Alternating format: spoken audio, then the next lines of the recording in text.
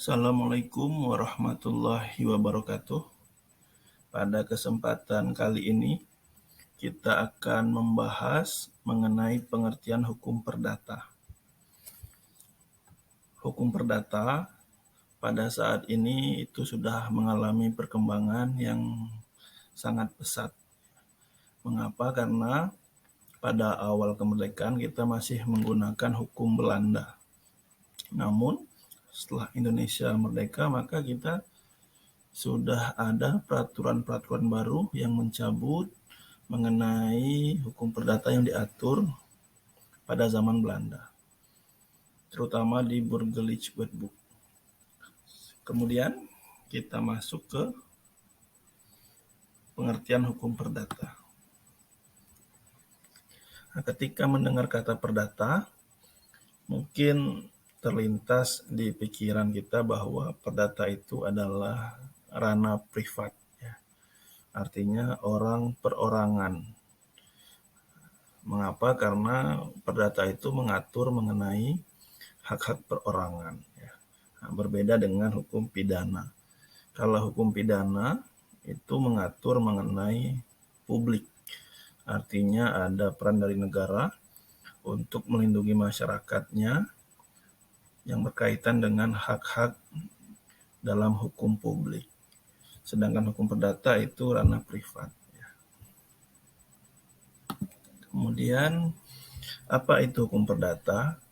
Nah, di sini disebutkan bahwa hukum perdata adalah hukum yang mengatur hubungan hukum antara orang atau badan hukum yang satu dengan orang atau badan hukum yang lain dalam masyarakat dengan menitik beratkan kepada kepentingan perseorangan.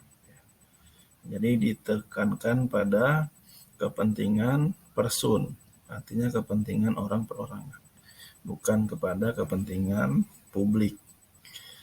Kemudian hukum perdata itu mengatur dan menentukan agar dalam pergaulan masyarakat orang dapat saling mengetahui dan menghormati hak-hak dan kewajiban sesamanya, sehingga kepentingan tiap orang dapat terjamin dan terpelihara dengan sebaik-baiknya.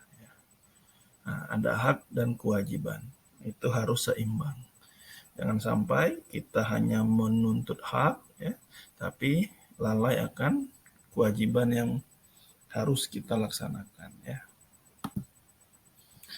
Nah, kemudian hukum perdata itu diatur dalam BW, yaitu Burgerlijk Wetboek, itu merupakan peninggalan dari Belanda. Namun tidak semua pasal di BW itu masih berlaku, ya. Sistematika BW itu ada orang, kemudian benda, perikatan, pembuktian, dan daluarsa. Sedangkan menurut doktrin itu orang, keluarga, harta kekayaan, dan warisan. Ada perbedaan antara menurut ilmu pengetahuan dan menurut aturan yang diatur di dalam BW. Kemudian, di sini ada contoh video di YouTube, ya. Jadi bisa di browsing, ada hukum perjanjian. Ini merupakan salah satu ranah dari hukum perdata. Ya. Kemudian, ini ruang lingkup hukum perdata, ya. Ada 3 contoh yang saya sebutkan di sini. Itu salah satunya adalah perkawinan. Hukum perkawinan ini diatur dalam Undang-Undang Nomor 1 Tahun 1974, Junto Undang-Undang Nomor 16 Tahun 2019, ya, tentang perkawinan. Mengenai syarat sahnya perkawinan, mengenai asas-asas perkawinan, ya, nah, itu diatur dalam undang-undang. Nah, jadi tidak serta-merta bahwa orang dapat melakukan perkawinan secara tidak sesuai dengan aturan, ya. Artinya perkawinan itu harus tunduk pada aturan yang berlaku. Kemudian ada kontrak, ini perjanjian, ya, yang dapat dilakukan secara tertulis. Ada 2 pihak yang bersepakat untuk membuat kontrak. Kemudian salah satu jenis kontrak, ya, atau perjanjian ini bisa juga dilakukan melalui jual beli. Nah, ini biasanya tidak tertulis, ya. Ada kesepakatan untuk membeli baju dengan harga yang sudah disepakati, ya. Nah, mungkin hanya itu yang kita bahas pada hari ini, ya.